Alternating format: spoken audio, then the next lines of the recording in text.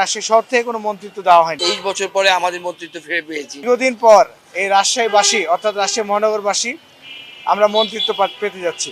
আপনারা জানেন বিগত আওয়ামী লীগ সরকার আমলেও ফ্যাসিবাদের সময় রাজশাহী শহর থেকে কোনো মন্ত্রিত্ব দেওয়া হয়নি। রাজশাহীর মানুষ দীর্ঘদিন পর পূর্ণাঙ্গ মন্ত্রী পাচ্ছে, যার জন্য আমরা অত্যন্ত আনন্দিত এবং গর্বিত। ইনশাল্লাহ এখান থেকে রাজশাহীতে আমাদের জয়যাত্রা শুরু হলো।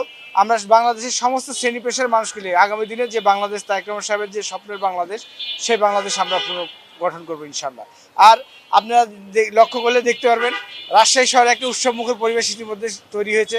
যেহেতু আমাদের এখান থেকে যিনাকে মন্ত্রিত্ব দেওয়া হয়েছে তিনি অতীতেও এমপি ছিলেন, মেয়র ছিলেন, তো তিনার অনেক অভিজ্ঞতা আছে। সেই অভিজ্ঞতাকে কাজে লাগিয়ে দেশ এবং দল দুটোই উপকৃত হবে এবং সামনে এগিয়ে যাবে। আমরা বিশ্বস্ত সূত্রে জানতে পেরেছি আমাদের রাজশাহী সদর আসনের এমপি জনাব মিজানুর রহমান মিনু ভাইকে ভূমি মন্ত্রণালয়ের পূর্ণাঙ্গ মন্ত্রী হিসেবে দায়িত্ব প্রদান করা হচ্ছে।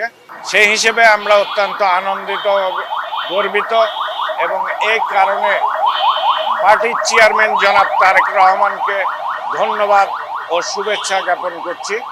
আমাদের রাজশাহীবাসীর দীর্ঘদিনের দাবি ছিল রাজশাহীতে একজন পূর্ণাঙ্গ মন্ত্রী। সেই পূর্ণাঙ্গ মন্ত্রী হিসেবে আমরা মিজানুর রহমান মিনু ভাইকে তারেক রহমান মনোনীত করায় আমরা তাকে আবারও শুভেচ্ছা ও অভিনন্দন জানাই। যতটুকু নিউজ পেয়েছি যে রাজশাহীর আমাদের নেতা রাজশাহী 2 আসনের মিজানুর রহমান মিনু চাচা মন্ত্রিত্ব শপথ গ্রহণ করবেন। আমরা রাজশাহীবাসী অনেক খুশি এবং রাজশাহীবাসী তারেক রহমানকে চিরকৃতজ্ঞ ধন্যবাদ জানাতে চাই। কারণ রাজশাহীতে 23 বছর পরে আমাদের মন্ত্রিত্ব ফিরে পেয়েছি ইনশাল্লাহ, এবং আমরা আশা করি রাজশাহীর অনেক উন্নয়ন হবে।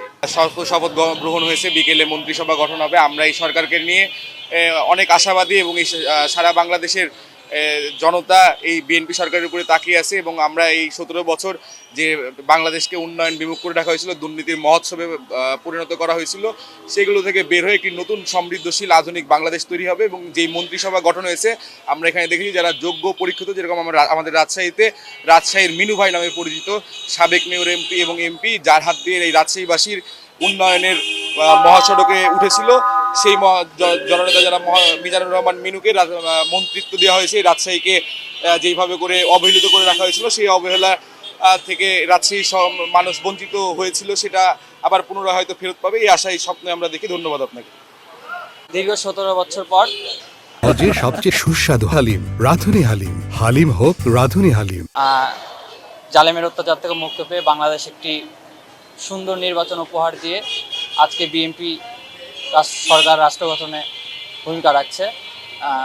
যে মন্ত্রিসভা গঠিত হয়েছে, এই মন্ত্রিসভা তারেক রহমানের যে 31 দফা এবং সাম্য মানবিক বাংলাদেশ গড়ার লক্ষ্যে যে প্ল্যান নিয়ে তারেক রহমান আগাচ্ছে, ইনশাআল্লাহ এই মন্ত্রিসভা সেই প্ল্যান বাস্তবায়ন করবে এবং বাংলাদেশ ছাত্র সমাজ যে আশা আকাঙ্ক্ষা নিয়ে বিএনপিকে ভোট দিয়ে রাষ্ট্র ক্ষমতায় নিয়ে এসেছে, বিএনপি তা পূরণ করবে এবং আমরা ছাত্র সমাজ উচ্ছ্বাসিত, খুশি এবং আনন্দিত।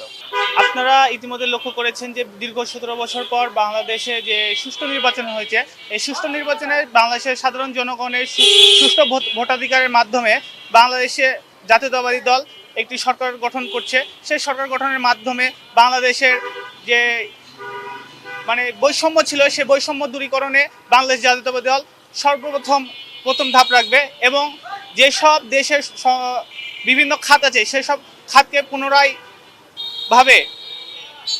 পূরণ অভাব দূর করবে এবং সেই সাথে বাংলাদেশের সাধারণ জনগণ এই সরকার গঠনে বাংলাদেশ জাতীয়তাবাদী দলের উপরে অত্যন্ত খুশি ও আনন্দিত। নির্বাচনের মাধ্যমে বিএনপি সরকার গঠন করেছে, আজকে শপথ হলো। আমরা যারা বিএনপি পরিবারের সদস্য আমরা অত্যন্ত খুশি।